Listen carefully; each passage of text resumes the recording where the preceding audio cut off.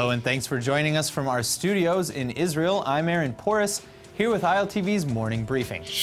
In a groundbreaking development, the Knesset has officially passed the contentious Jewish nation-state bill into law. The new legislation effectively enshrines the country's Jewish identity into its de facto constitutional basic laws. While opponents argue that this grossly endangers and potentially discriminates against minorities in the state, supporters hail this as a new era of Jewish freedom. The bill was passed in the late hours of the night, following hours of very intense debate. Indeed, this has been one of the most fiercely parlayed pieces of legislation in recent memory. It was voted into law with a 62-55 majority, and the new law of the land formally declares the Hebrew calendar as the official timetable of the country and recognizes Jerusalem as the country's capital. But in a controversial move, the text revokes Arabic as one of the official languages of the country. Arabic is the first language of over 1/5 of the population of Israel. Additionally, another clause that seemingly endorses the idea of Jewish-only communities has been the focal point of fierce discussion.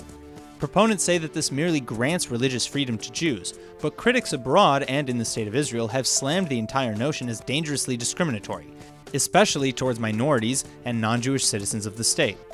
That's why leading Jewish groups in the United States have uniformly condemned the new Jewish state law altogether. According to them, quote, "The damage that will be done by this new nation-state law to the legitimacy of the Zionist vision and to the values of the state of Israel as a democratic and Jewish nation is enormous," end quote. You may remember a bizarre story about an Israeli Arab man who literally flew over the border to join ISIS in Syria using a paraglider. That man reportedly succeeded in his mission and carried out atrocities for the Islamic State for nearly 3 years. Well, now his story is coming to a close. Nidal Salah has just been arrested and indicted here in Israel for acting as a foreign agent and providing information to an enemy.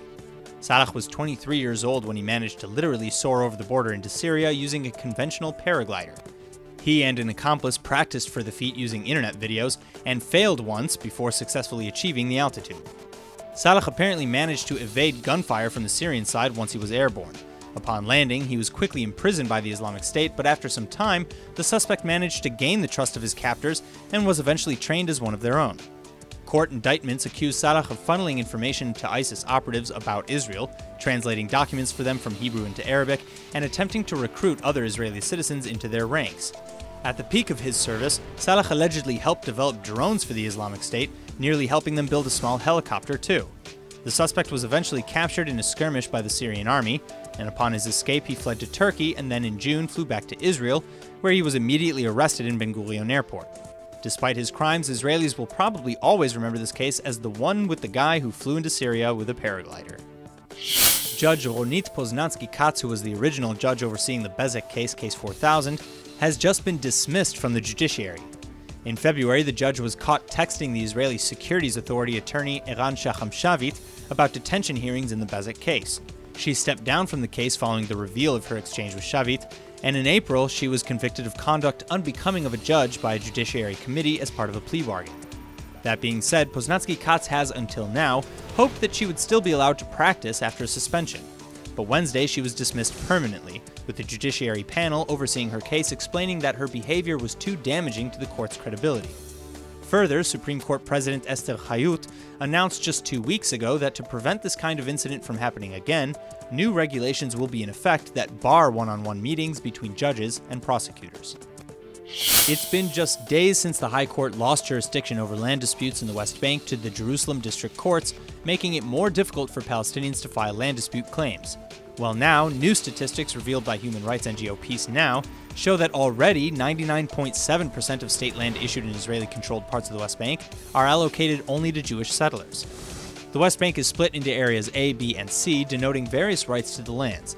Area A falls under the jurisdiction of the Palestinian Authority, Area C is controlled by Israel, and Area B is jointly controlled by both governments, with its division to be determined in negotiations.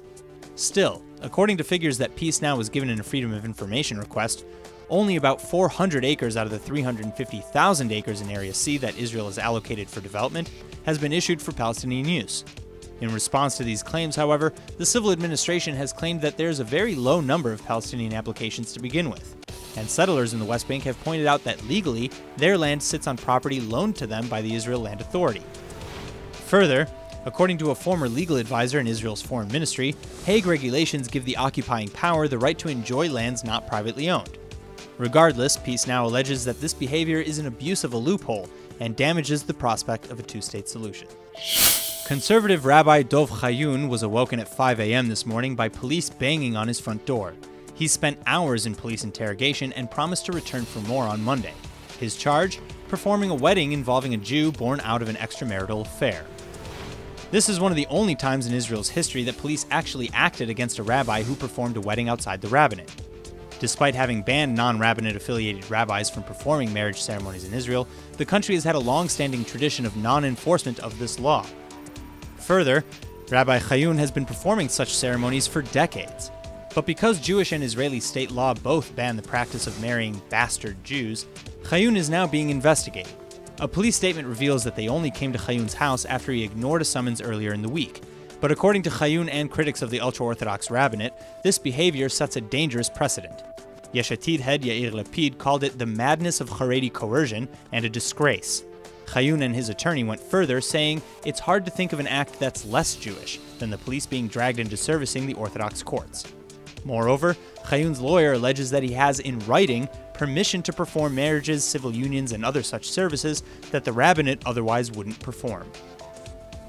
That's all for now. I'm Aaron Porras, and see you later with our main daily broadcast from Israel at 2 p.m. Eastern Time.